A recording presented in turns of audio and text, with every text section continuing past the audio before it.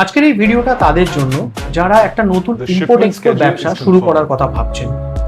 আজকে আমরা আলোচনা করব একটা ইম্পোর্ট এক্সপোর্ট বিজনেস শুরু করতে গেলে স্টেপ বাই স্টেপ আপনাকে কি কি লাইসেন্স নিতে হবে।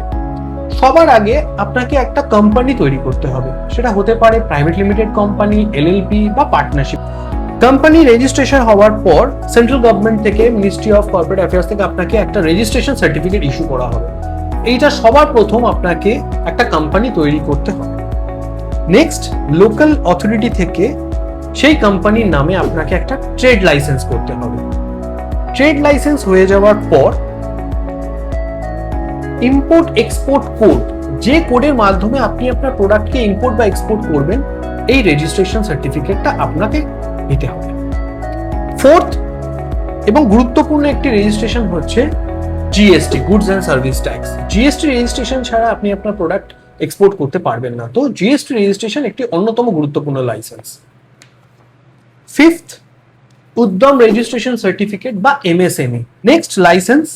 যদি আপনার প্রোডাক্ট ফুড রিলেটেড হয় তবে আপনাকে সেন্ট্রাল ফুড লাইসেন্স নিতে হবে।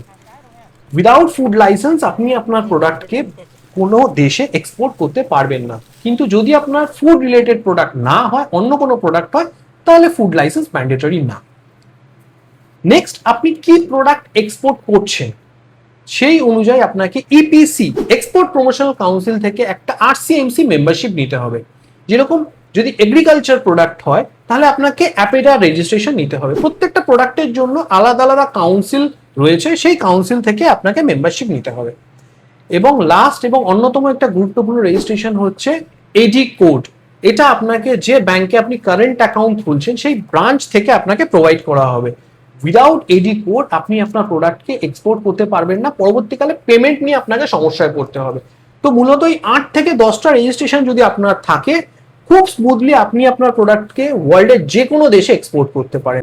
যদি এক্সপোর্ট করতে গিয়ে লাইসেন্স রিলেটেড কোনো রকম কোনো আপনার হেল্পের রিকোয়ারমেন্ট থাকে, আপনি সরাসরি টিম ট্যাক্সমেশনকে কল করতে পারেন। টিম ট্যাক্সমেশন লাস্ট 8 বছর ধরে এই সমস্ত লাইসেন্সের প্রকিউরমেন্ট করে যাচ্ছে।